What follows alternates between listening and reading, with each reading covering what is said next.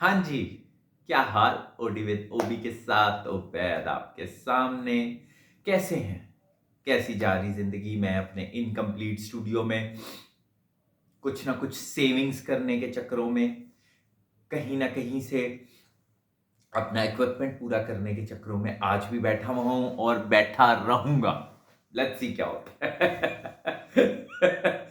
ना पहले कुछ अच्छा था, ना अब कुछ अच्छा है। हमने चलते जाना है। खैर, बहरहाल मैं आज जिस टॉपिक के बारे में अपनी लाइफ के एक्सपीरियंसेस, ओपिनियंस, ऑब्जर्वेशंस डॉक्यूमेंट करना चाह रहा हूँ, वो है लैंग्वेज, जुबान, भाषा। इसके पॉजिटिव और नेगेटिव, डाइवर्सिटी के पॉजिटिव और नेगेटिव, कल्चर के पॉजिटिव और नेगेटिव दोनों होते हैं। हर चीज की एक पॉजिटिव और नेगेटिव साइड होती है।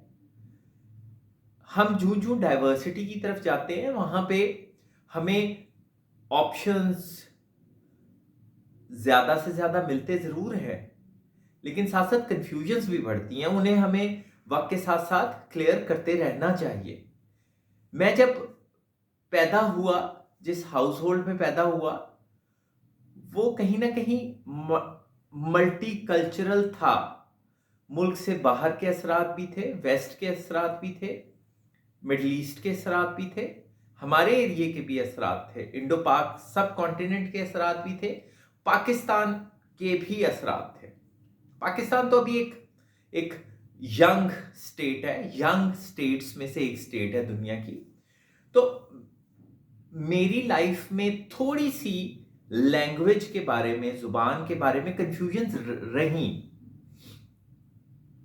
लेकिन मैं हमेशा आपको साथ साथ कहता हूं कि मैं एक बहुत ही खुशकिस्मत इंसान भी रहा कि मुझे एक बड़ा अच्छा, साफ सुथरा सा फैमिली कल्चर, तालीम, एक्सपोजर सब कुछ मिला, जिसकी वजह से राइट नाउ मैं जिन लोगों को ये चीजें नहीं मिली उनको सपोर्ट करता हूं कि मे बी शायद मेरे पास वो चीजें ना होती तो मैं इतना जबरदस्त तरीके से अपने आप को दुनिया में प्रेजेंट या रिप्रेजेंट ना कर पा रहा होता। तो अगर मेरे पास कुछ ब्लेसिंग्स थी मल्टी कल्चरल होने के हवाले से, मल्टी एथनिक होने से हवाले से, मल्टी नेशनल होने के हवाले से, लेकिन उसके साथ साथ कंफ्यूजन्स भी थी। मैं एक ऐसी सोसाइटी में रहता था जहां पे बिला वजह की कुछ फॉरेन लैंग्वेजेस को मुसल्लत किया गया था, बिला वजह की कुछ लैंग्वेजेस को हमें मजबूरन सीखना पड़ता था, बिला वजह की फेरी टेल्स अटैच करके, इमोशनल फीलिंग्स अटैच करके कुछ लैंग्वेजेस को हमें पढ़ाया जाता था या हमें सिखाया जाता था। और इसमें कहीं ना कहीं हमारी जो मादरी जुबान, मदर टंग थी, वो बहुत पीछे रह जाया करती थी। इस सारे सिनेरियो में मैं बड़ा होता गया। मैंने कहीं ना कहीं बहुत सारी लैंग्वेजेस को यूज करना सीख लिया, अपनी जरूरत के मुताबिक ढालना सीख लिया, अपनी विकेबलरी को बढ़ाने का तरीका सीख लिया। मैं बहुत खुशकिस्मत रहा कि कहीं ना कहीं मुझे एक ऐसे एनवायरनमेंट में आंख खोलने का मौका मिला जहां पे जो इकोनॉमिकली और फाइनेंशियली सक्सेसफुल लैंग्वेजेस थी वो भी मौजूद थी, जिसका मुझे बहुत फायदा हुआ, क्योंकि सारी रिसर्च, सारे सिलेबस, सारे कोर्सेज, दुनिया में कम्युनिकेट करने का जो मोड था लैंग्वेज का, वो सारा कुछ मुझे कहीं ना कहीं बचपन से मिलता गया, तो मेरी बचत हो गई। एंड में मैंने यही नतीजा निकाला कि हमें सिर्फ और सिर्फ अपनी मजबूरियों को देखना चाहिए, अपनी जरूरियात को देखना चाहिए। हमें एक जगह पे आके बहुत डिफिकल्ट होता है बहुत से लोगों को, इसलिए मैं हर एक को नहीं कहूंगा कि मेरी तरह प्रेशर्स लेने से इनकार कर दें। सोसाइटल प्रेशर्स, इकोनॉमी के प्रेशर, फेथ के प्रेशर, ट्राइब के प्रेशर, बहुत सारे प्रेशर्स होते हैं, पॉलिटिकल प्रेशर्स, जिसकी बिना पे हमें कुछ चीजें चूज करनी पड़ती है। लेकिन हम अपनी नेक्स्ट जनरेशन के लिए ये कर सकते हैं कि हम देखें कि कौन सा या कौन सी लैंग्वेज जो है वो मजबूरी है, जिसमें ज्यादा से ज्यादा लिटरेचर है, जिसमें ज्यादा से ज्यादा रिसर्च है, जिसमें ज्यादा से ज्यादा नॉलेज है, जिस लैंग्वेज में बात करके या जिस लैंग्वेज को सीख के हम सोसाइटी में आगे बढ़ सकते हैं, फाइनेंशियली फायदा हो सकता है। बच्चों को उस लैंग्वेज में ही रखें, उन्हें कंफ्यूज मत करें। मदर टंग आप डिसाइड नहीं कर सकते, वो चाहे आपकी जेनेटिक्स की वजह से आपने इनहेरिट की है या जिस लैंग्वेज में आप ख्वाब देखते हैं वो है मौजूद, मदर टंग मौजूद है, उससे आप कहीं नहीं कतरा सकते। लेकिन उसके अलावा प्लीज उनके ऊपर कोई लैंग्वेजेस मुसल्लत ना करें। आप उनको जबरदस्ती उनके हलक में से डिफरेंट लैंग्वेजेस मत उतारें, उनको आप कंफ्यूज कर रहे हैं। हाँ, मदर टंग के अलावा आप ये देखें कि उस टाइम पे या थोड़ा सा अगर आप आगे का सोचते हैं तो ये देखें आपके इर्द गिर्द कौन सी लैंग्वेज उनको आगे बढ़ने में मदद देगी।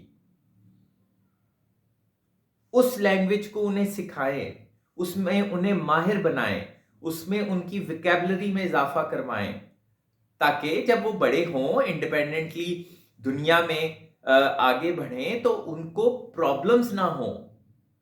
समटाइम्स ये होता है कि कोई पुरानी लैंग्वेज जो होती है वो सक्सेसफुल होती है, लेकिन आपको आइडिया हो रहा होता है कि नहीं, एक आगे चल के फ्यूचर में कोई ऐसी लैंग्वेज आ रही है जिसमें जो हमें सीख के ज्यादा से ज्यादा फायदा होगा, तो वो भी सिखाएं।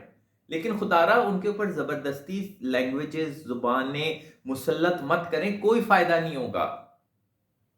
आप सिर्फ और सिर्फ उनको कंफ्यूज करते जा रहे हैं।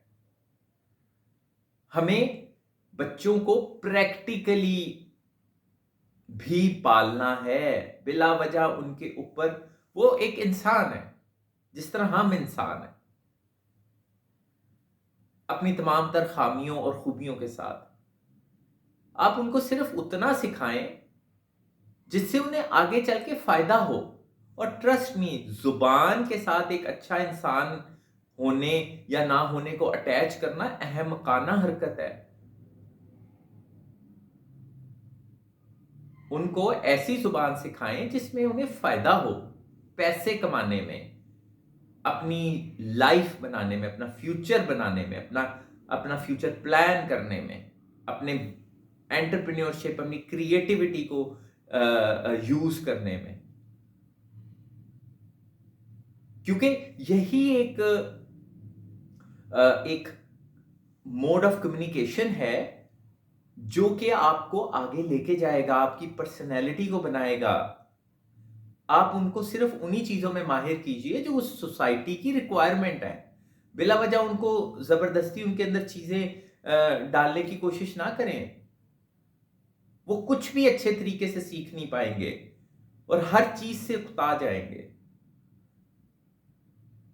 बस मैं ये एंड में कहना चाहता हूं कि सिर्फ और सिर्फ उन चीजों के साथ रहें जो आपको सोसाइटी में, बिजनेसेस में, लाइफ में आगे बढ़ने के लिए मददगार हो।